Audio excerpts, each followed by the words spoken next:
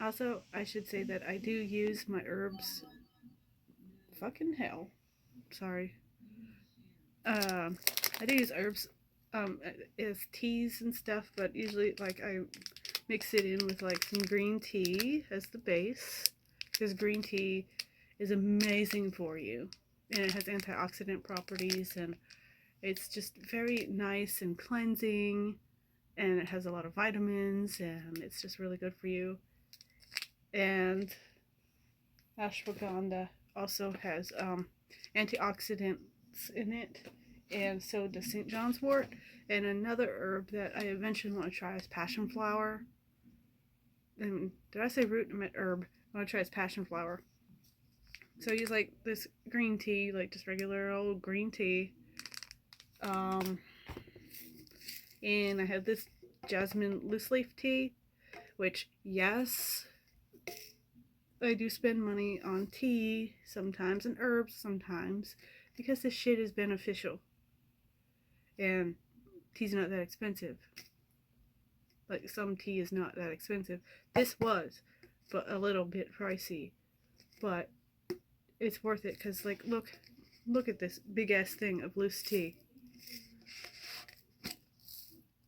It's gonna last for a while, so sometimes it's worth spending a little extra money to get things in bulk, so that I don't mean to get things like that when you got the money.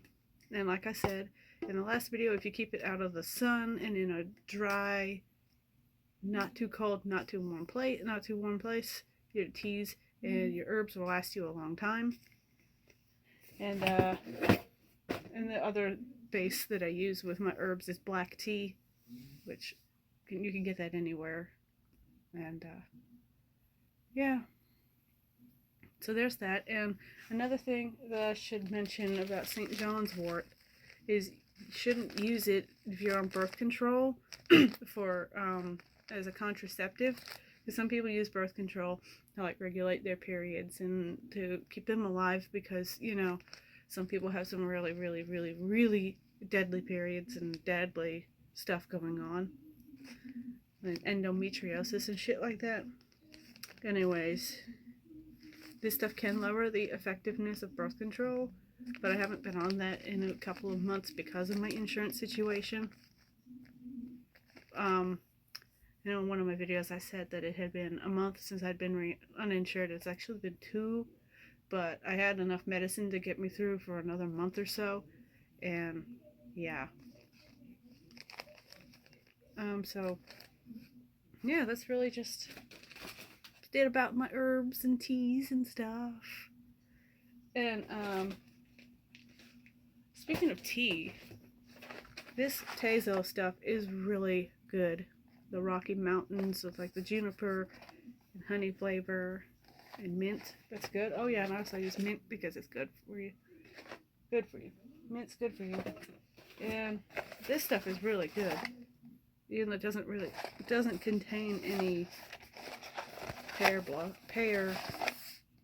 fruit. Because I was reading on it, it says hibiscus flowers, chamomile flowers, orange peels, natural flavor, which it probably only has a little bit. I love the prickly pear. It is good stuff. Tezo has good teas. And I also like these sleepy teas. So right now I have the immune boost of echinacea. Good stuff. Good stuff. So yeah, there's that with my teas and my supplements and shit. Herbal supplements and stuff. Because like I said, if you buy your herbs in bulk, it's probably not going to cost you that much money. It's not going to break the bank. I mean, shit, I can afford it, and I don't really have much of an income besides like selling jewelry occasionally and OnlyFans or whatever. Once in a while, make some money on that. Not enough, but it's something. So if I can get things that I need and feel better with some herbs in conjunction with some of my medications, and these help me feel better, then I don't really see the harm in it. So there you go.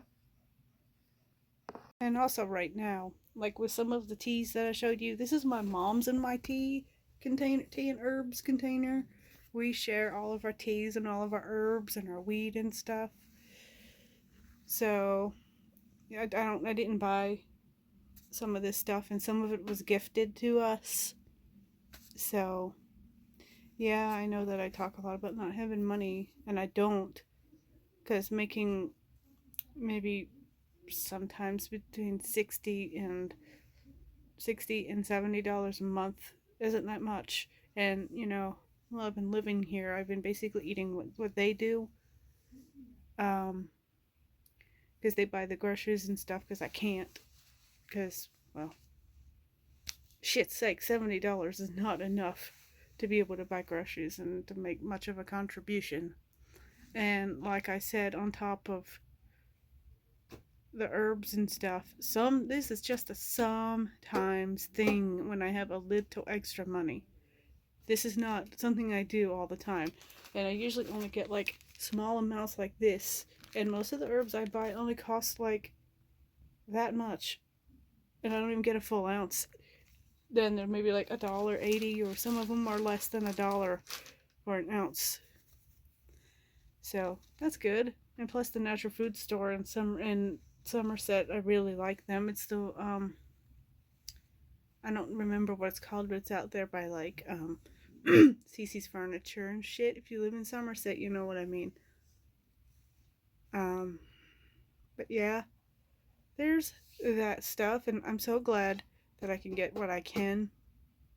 And I've had some of this stuff for a while, because like I said, if you store your herbs and your teas right, you're not going to need to replace them very often. They'll last you. Like, the good indicator for herbs is if they start changing color, or if they start smelling different, that means that they're not good, that they've lost some of their potency. So yeah, if you store them right, you'll be fine. And of course, the stores are going to tell you to replace your tea every year because they want you to buy more. If you store it right, it'll last you a long time. So yeah, that's my little hacks for being poor and having stuff like herbs and things. Like, I'm really poor, but I'm grateful that I live with my parents so that I can get some of the little things that I really need, like supplements, and herbs are a better alternative than necessarily.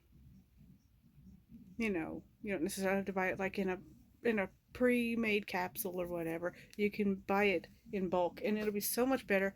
It'll last you longer, and it'll be better quality more than likely.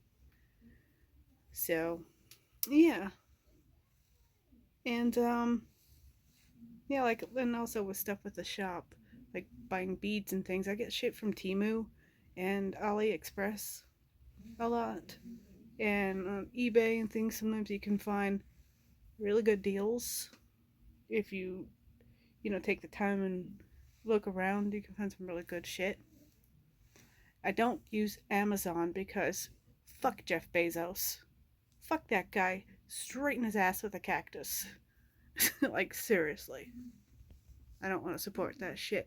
And Amazon's not a good company. They're terrible. Um, so yeah.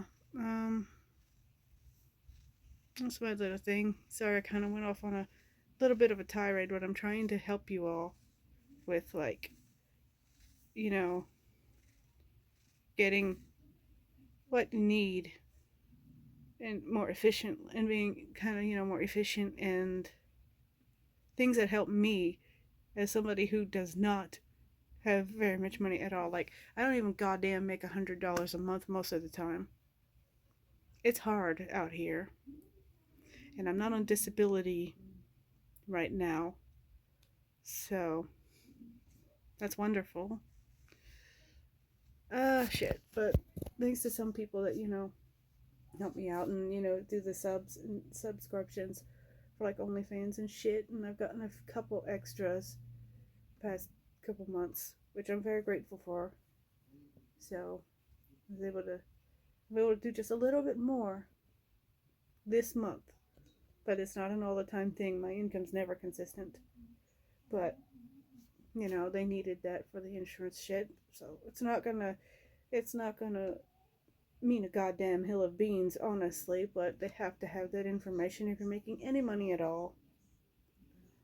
And plus, if they find you don't tell them, you don't disclose that, you could get in a lot of trouble. So, yeah. Again, I'm rambling. I always ramble because I was fucking going on up here. So, yeah. My mouth makes disgusting sounds sometimes.